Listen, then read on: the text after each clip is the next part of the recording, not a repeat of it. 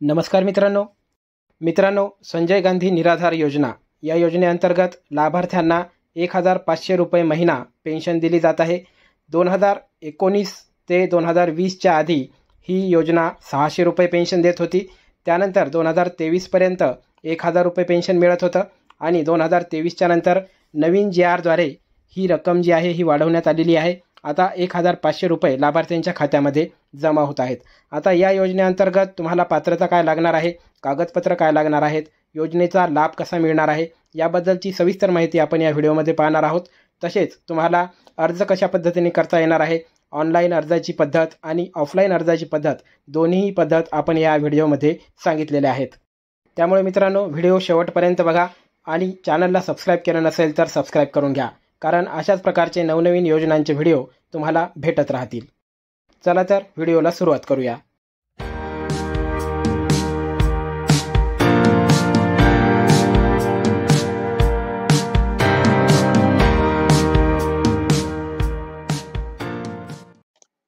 तर मित्रांनो, सुरुवातीला आपण बघूया ऑफलाईन पद्धतीने तुम्हाला संजय गांधी निराधार योजनेचा फॉर्म कसा भरायचा आहे, त्याची नमुना आहे, नमुना फॉर्म कसा आहे, तो कुठे तुम्हाला द्यायचा आहे, काय काय भरायचं आहे।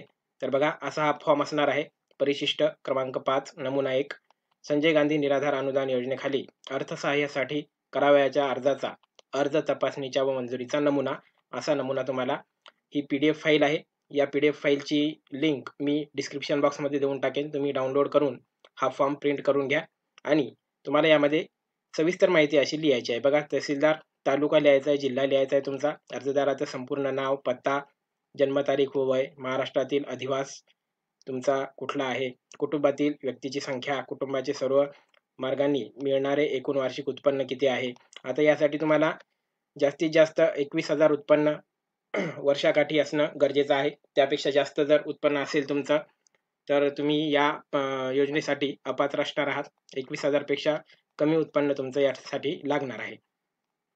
त्यानंतर तुम्हाला जातीचा प्रवर्ग या ठिकाणी निवडायचा आहे। अनुसूचित जाती, जमाती, अनुसूचित जमाती, विमुक्त जाती, भटक्या जाती, हे सर्व तुम्हाला या ठिकाणी भरून द्यायचं आहे। त्यानंतर निराधारचा प्रवर्ग तुम्हाला अपंग आहे, अंध आहे, अस्थिव्यंग आहे, जे असेल ते या ठिकाणी तुम्हाला लिहायचं आहे समोर। त्यानंतर आजार असेल तर तसा आजार, क्षयरोग, पक्षघात, प्रमस्ती, क्षघात वगैरे जे असेल ते या ठिकाणी तुम्हाला लिहायचं आहे। महिलांच्या प्रवर्गामध्ये तुम्हाला शेतमजूर महिला, निराधार महिला, घटस्फोटित प्रक्रियेतील महिला, घटस्फोट झालेली परंतु, अशा प्रकारचे हे जे ऑप्शन आहेत यासमोर तुम्हाला जे तुमचं समजा क्रायटेरिया असेल, जे तुमची परिस्थिती असेल ती समोर तुम्हाला लिहायची आहे। त्यानंतर खाली पाहू शकता, आत्महत्या केलेल्या शेतकऱ्यांच्या कुटुंबाची आर्थिक कुटुंबाचे वार्षिक उत्पन्न, अनाथ मुले, मुलगा मुलगी, अशा प्रकारचे हे तुम्हाला हा नमुना आहे अर्जाचा। तर अशा प्रकारे तुम्हाला संपूर्ण माहिती भरून या ठिकाणी अर्जदाराची सही करायची आहे, स्थळ लिहायचं आहे, दिनांक लिहायचा आहे आणि संपूर्ण माहिती या अर्जामध्ये भरून हा अर्ज तुम्हाला तहसीलदार कार्यालयामध्ये नेऊन द्यायचा आहे। जर ऑफलाईन पद्धतीने तुम्ही जर अर्ज करत असाल तर तुम्हाला तहसीलदार कार्यालयामध्ये हा अर्ज नेऊन द्यावा लागणार आहे। याची PDF तुम्ही डाउनलोड करून घेऊ शकता, आपल्या डिस्क्रिप्शन बॉक्समध्ये मी तुम्हाला देऊन टाकेन। या ठिकाणी बघा, परिशिष्ट क्रमांक 5 मध्ये नमुना नंबर 2 सुद्धा आहे, संजय गांधी निराधार अनुदान योजनेअंतर्गत लाभ मंजुरीचे आदेश। तर कशा प्रकारची ही माहिती असणार आहे, ही सर्व माहिती या ठिकाणी वाचून तुम्हाला भरून घ्यायची आहे। त्यानंतर परिशिष्ट क्रमांक 5 मध्ये नमुना नंबर 3 आहे, अत्याचारित महिलांसाठी हे प्रमाणपत्र तुम्हाला द्यायचं आहे। त्यानंतर ब मध्ये आहे, अत्याचारित महिलांसाठी प्रमाणपत्र, परत आणि ब 2 नमुने आहेत। त्यानंतर नमुना 4 आहे, वेश्या व्यवसायामधून ज्या महिला आल्या असतील, स्त्रीबाबत द्यावयाचे प्रमाणपत्र, त्यांनी हे द्यायचं आहे। त्यानंतर पुढचं प्रमाणपत्र तुम्ही पाहू शकता, घटस्फोटित प्रक्रियेतील स्त्रियांसाठी हे प्रमाणपत्र आहे। हे प्रमाणपत्र व्यवस्थित तुम्हाला सर्व त्यासाठी तुम्हाला हा जो लाभ आहे हा घ्यायचा आहे। ते प्रमाणपत्र तुम्हाला या ठिकाणी निवडायचं आहे, ते प्रमाणपत्र तुम्हाला पूर्ण व्यवस्थित भरायचं आहे आणि तुम्हाला द्यायचं आहे। त्यानंतर बघा, 6 नंबरचा आहे, अनाथ मुलीबाबतचे, मुलांबाबतचे प्रमाणपत्र आहे, हे तुम्हाला भरून द्यायचं आहे। जर अनाथ मुलं मुली असतील तर त्यांनी हे प्रमाणपत्र भरायचं आहे। त्यानंतर हयात प्रमाणपत्र हे पण तुम्हाला द्यायचं आहे। लाईव्ह सर्टिफिकेट, तुम्ही हयात वगैरे आहेत की नाही याबद्दलचं सुद्धा प्रमाणपत्र तुम्हाला द्यावं लागणार आहे। त्यानंतर उत्पन्न प्रमाणपत्र तुम्हाला या ठिकाणी द्यावं लागणार आहे, तहसीलदाराची सही आहे या ठिकाणी, तहसीलदाराचं उत्पन्नाचं प्रमाणपत्र तुम्हाला यासाठी लागणार आहे। त्यानंतर संजय गांधी निराधार अनुदान योजनेतील लाभार्थ्यांना श्रावणबाळ सेवा योजनेअंतर्गत वर्ग करणे। आता संजय गांधी मधूनच जर तुम्हाला श्रावणबाळ सेवा जर पाहिजे असेल तर त्यासाठी तुम्हाला हे प्रमाणपत्र लागणार आहे। तर याची डिस्क्रिप्शन बॉक्समध्ये तुम्हाला लिंक देऊन टाकेन. तुम्ही हे पूर्ण डाउनलोड करून प्रिंट काढून भरून देऊ शकता, जर तुम्हाला ऑफलाईन पद्धतीने जर फॉर्म करायचा असेल, भरायचा असेल तर. आता यानंतर आपण तुम्हाला ऑनलाईन पद्धतीने कशाप्रकारे फॉर्म भरता येईल, ही माहिती आपण बघूया. आता बघा, ऑनलाईन पद्धत सुरू करण्याआधी तुम्हाला ऑनलाईन पद्धतीने अर्ज कसा करायचा ते सांगण्याआधी नवीन जी-आर आलेला होता 5 जुलै 2023 चा. त्यानुसार ही जी योजना आहे संजय गांधी निराधार योजना, या योजनेतील जी तुम्हाला भेटणारी लाभार्थींची जी अमाउंट आहे, ती अमाउंट वाढवण्यात आलेली आहे. या ठिकाणी पाहू शकता तुम्ही, संजय गांधी निराधार अनुदान योजना व श्रावणबाळ सेवा राज्य निवृत्ती वेतन योजनेअंतर्गत सर्व लाभार्थ्यांच्या अर्थसहाय्यात वाढ करण्याबाबतचा हा जी-आर आहे 2023 चा. सुरुवातीला या ठिकाणी जर तुमच्या परिवारामध्ये एकच जर व्यक्ती असेल तर त्याला ₹1000 भेटत होते. आता त्यामध्ये ₹500 वाढ करण्यात आलेली आहे. आता ₹1500 मिळणार आहेत. शासन निर्णय थोडक्यात मी वाचून दाखवतो. बघा, संजय गांधी निराधार अनुदान योजना व श्रावणबाळ सेवा राज्य निवृत्ती वेतन योजनेतील सर्व लाभार्थ्यांना देण्यात येत असलेल्या ₹1000 इतक्या मासिक अर्थसहाय्यात ₹500 इतकी वाढ करून अर्थसहाय्याची रक्कम दरमहा ₹1500 करण्यास याद्वारे शासन मान्यता देण्यात येत आहे. त्यानुसार एक अपत्य किंवा 2 अपत्य असलेल्या विधवा लाभार्थ्यांना देखील अर्थसहाय्याची रक्कम दरमहा ₹1500 इतकी राहील, असा हा शासन निर्णय आहे. सुरुवातीला 1000 होता, आता ₹1500 हा या शासन निर्णयाद्वारे लाभाची रक्कम जी आहे ती वाढवण्यात आलेली आहे. आता पाहूया आपण ऑनलाईन अर्ज तुम्हाला कशा पद्धतीने करता येईल, तुमच्या घरी बसल्या तुमच्या मोबाईलवरून किंवा लॅपटॉपवरून म्हणा किंवा कॉम्प्युटरवरून. ऑनलाईन अर्ज करण्यासाठी तुम्हाला आपले सरकारच्या वेबसाईटवर जायचं आहे.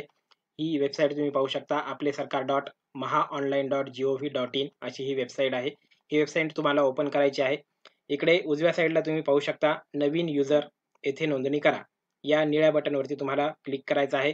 ज्या नावाने तुम्हाला संजय गांधी निराधार योजनेचा लाभ घ्यायचा आहे, त्याच नावाने तुम्हाला नवीन युजर या ठिकाणी अप्लाय करण्यासाठी, नवीन रजिस्ट्रेशन करण्यासाठी तुम्हाला या ठिकाणी क्लिक करायचं आहे आणि त्याच नावाने तुम्हाला या ठिकाणी रजिस्ट्रेशन करायचं आहे. त्याला क्लिक केल्यानंतर तुम्ही या ठिकाणी बघू शकता 2 पर्याय आहेत, पर्याय क्रमांक 1 आणि पर्याय क्रमांक 2. तर आपल्याला नवीन द्वारे या ठिकाणी तुमचं रजिस्ट्रेशन सुरू करायचं आहे. तर आपल्याला या ठिकाणी 1 नंबरला क्लिक करायचं आहे आणि त्यानंतर खाली जी माहिती येईल, त्या माहितीच्या आधारे तुम्हाला या ठिकाणी तुमचा नवीन युजर नेम आणि पासवर्ड या ठिकाणी तुम्हाला क्रिएट करायचा आहे. नवीन रजिस्टर तुम्हाला या ठिकाणी करायचा आहे या वेबसाईटवरती. या ठिकाणी तुम्हाला सुरुवातीला तुमचा जिल्हा निवडायचा आहे. तुमचा जो काही जिल्हा असेल तो जिल्हा या ठिकाणी तुम्ही निवडा. त्यानंतर तुमचा 10 अंकी भ्रमणध्वनी क्रमांक म्हणजे मोबाईल क्रमांक या ठिकाणी टाका.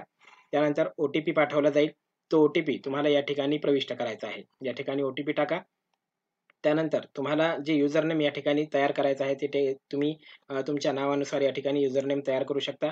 त्याची चेक युजर अवेलेबिलिटी हे तुम्ही ती या ठिकाणी बघू शकता आणि त्या प्रकारे तुम्ही तुमचं युजरनेम या ठिकाणी क्रिएट करू शकता आणि परत युजरनेम क्रिएट झाल्यानंतर परत तुम्हाला मुखपृष्ठावरती जायचं आहे, म्हणजे होम पेजवर जायचं आहे आणि या ठिकाणी होम पेजवर आल्याच्या नंतर तुम्हाला या ठिकाणी तुम्ही पाहू शकता नोंदणी केलेली आहे, येथे लॉग इन करा. आता तुम्ही नोंदणी केलेली आहे. आता या ठिकाणी तुम्हाला लॉग इन करायचं आहे. सुरुवातीला या ठिकाणी तुम्हाला तुमचा युजर नेम टाकायचा आहे आणि त्यानंतर खाली जो आहे हा या ठिकाणी पासवर्ड टाकायचा आहे आणि हा जो कॅप्चा कोड दिलेला आहे, हा कॅप्चा कोड तुम्हाला या ठिकाणी व्यवस्थितरित्या जसाच तसा भरून टाकायचा आहे आणि शेवटी तुम्हाला या ठिकाणी तुमचा जिल्हा निवडायचा आहे.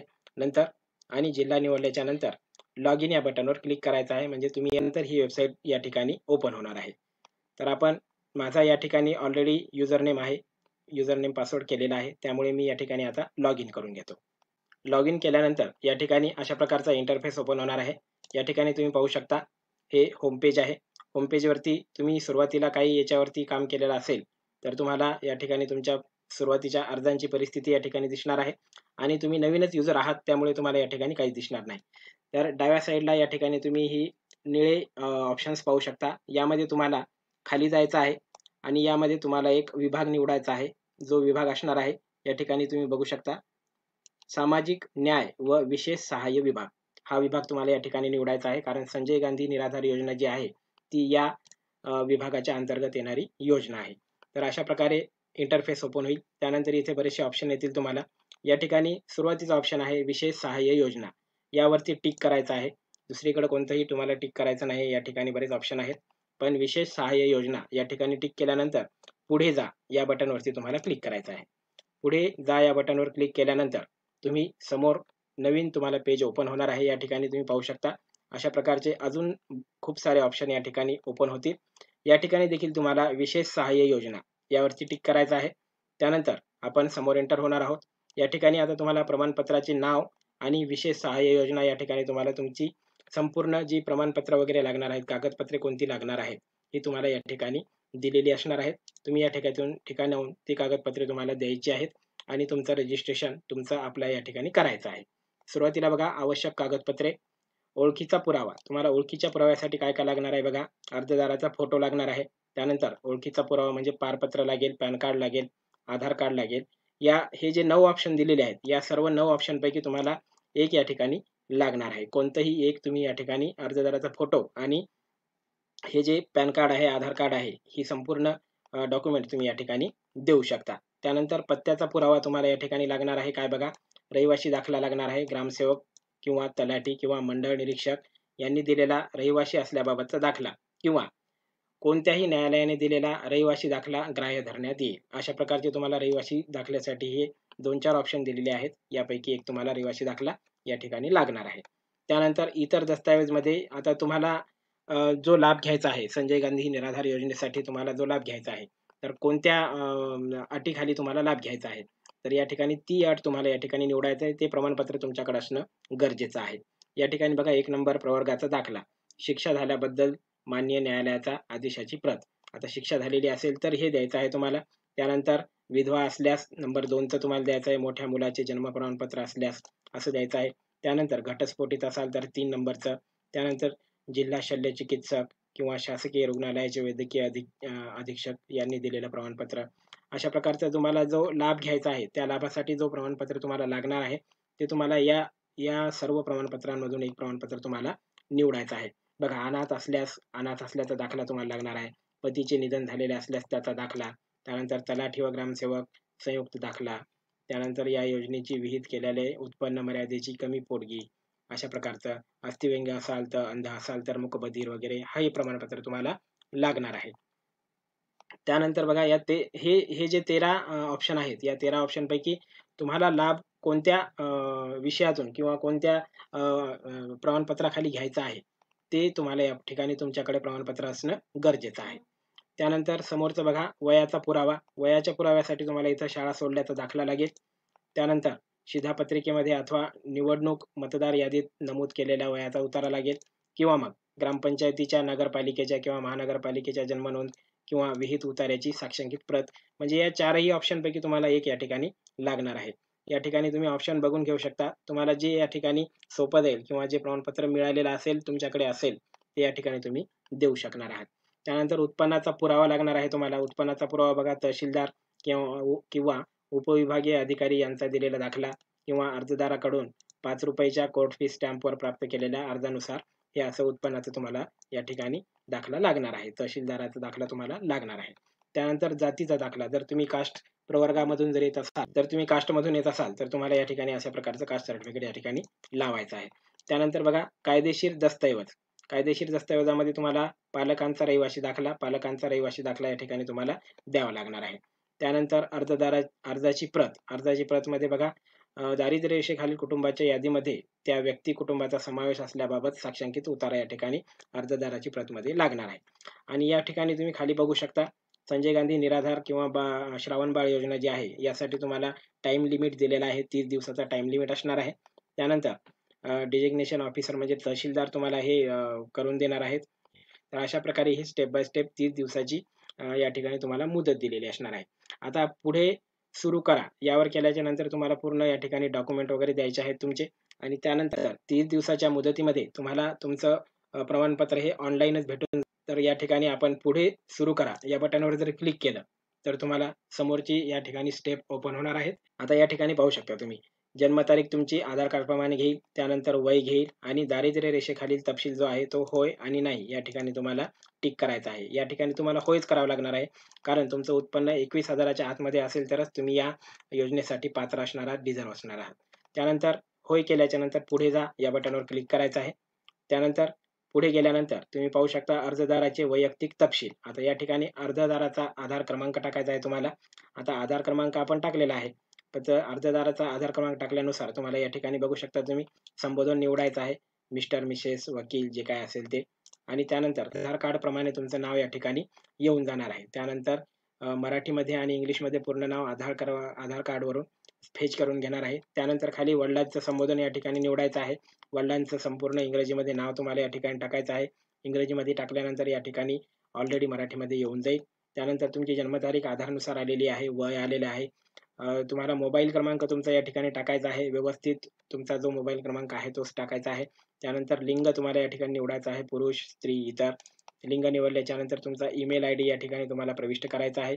व्यवसाय तुमचा निवडायचा आहे. तुम्ही कोणता व्यवसाय करता त्या व्यवसायामधून तुम्हाला जे उत्पन्न होतं ते व्यवसाय या ठिकाणी तुम्हाला निवडायचा आहे. त्यानंतर समोरची स्टेप आहे अर्जदाराच्या निवासाचे तपशील. या ठिकाणी तुमचा पूर्ण पत्ता या ठिकाणी टाकायचा आहे. त्यानंतर उपविभाग. या ठिकाणी जर उपविभाग असेल तुमचा शहरी आहे किंवा ग्रामीणमधून, तुम्ही ग्रामीणमध्ये आहात तर ग्रामीण निवडा, शहरीमध्ये असाल तर शहरी निवडा.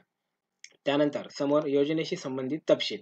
आता या ठिकाणी तुम्हाला योजनेशी संबंधित तपशील निवडायचा आहे. आता प्रवर्ग तुमचा कोणता, विकलांग आहेत का तुम्ही, म्हणजे विकलांग आहात म्हणून तुम्ही या योजनेचा लाभ घेणार आहात का, किंवा गंभीर आजाराचा प्रकार आहे का, किंवा महिला आहात का, आत्महत्येचा बळी ठरलेल्या शेतकऱ्यांच्या कुटुंबातील सदस्य आहात का, अनाथ बालक आहात का, तृतीयपंथी आहात का. तर यापैकी एक तुम्हाला या ठिकाणी निवडायचा आहे. त्यानंतर आता या ठिकाणी मी तुम्हाला समजा डेमो दाखवतोय तुम्हाला मी, त्यामुळे मी विकलांग असं तुम्हाला या ठिकाणी निवडेल. आता विकलांग निवडल्याच्या नंतर तुम्हाला हे खाली ऑप्शन नवीन ओपन होणार आहेत. आता तुम्ही दुसरं जर ऑप्शन घेतलं या ठिकाणी गंभीर आजाराचा प्रकार, तर खाली वेगळे ऑप्शन ओपन होतील. त्यानंतर वेगळं जर घेतलं तुम्ही तर त्यानंतर वेगळे ऑप्शन ओपन होतील. जसे तुम्ही या ठिकाणी निवडाल त्याप्रमाणे तुम्हाला या ठिकाणी ऑप्शन ओपन होणार आहेत. आपण विकलांग निवडल्याच्या नंतर या ठिकाणी तुम्ही पहा महाराष्ट्र रहिवासाच्या एकूण वर्षाची संख्या, म्हणजे तुम्ही महाराष्ट्रात किती वर्षापासून राहता ते तुम्हाला या ठिकाणी टाकायचं आहे. कुटुंबातील सदस्यांची संख्या टाकायची आहे. दारिद्र्य रेषेखालील कार्ड क्रमांक टाकायचा आहे. त्यानंतर दारिद्र्य रेषेखालील कार्ड जारी केल्याचे वर्ष टाकायचं आहे आणि तुमचा जात प्रवर्ग या ठिकाणी टाकायचा आहे. तुमचा जो काही जात प्रवर्ग असेल तो या ठिकाणी तुम्हाला टाकायचा आहे. त्यानंतर आता आपण या ठिकाणी विकलांग निवडलेला आहे. त्यामुळे विकलांग असल्याचा विकलांगतेची टक्केवारी किती आहे तुमची. त्यानंतर विकलांगतेचा प्रकार काय आहे. दृष्टिदोष आहे का, चरित्र दोष आहे किंवा वाचा दोष आहे, कर्ण दोष आहे, मानसिक विकलांगता आहे. जे काही असेल ते तुम्हाला या ठिकाणी टाकायचं आहे. त्यानंतर इतर शासकीय योजनांतर्गत लाभ प्राप्त करणाऱ्या कुटुंबातील सदस्यांचा तपशील. जर शासनाकडून इतर काही ज्या योजना आहेत त्याकडून जर तुम्ही कुटुंबातील तुमचे लोक जर लाभ घेत असतील तर त्याचा तपशील या ठिकाणी होय जर केलं तर तुम्हाला खाली ऑप्शन येणार आहेत. त्यानुसार तुम्हाला या ठिकाणी अर्जदाराचे नाते संबंध, संबोधन, योजनेचे नाव वगैरे, अर्थसहाय्य किती मिळतं हे तुम्हाला सगळं द्यायचं आहे. आणि जर घेत नसाल तर नाही म्हणून करायचं आहे.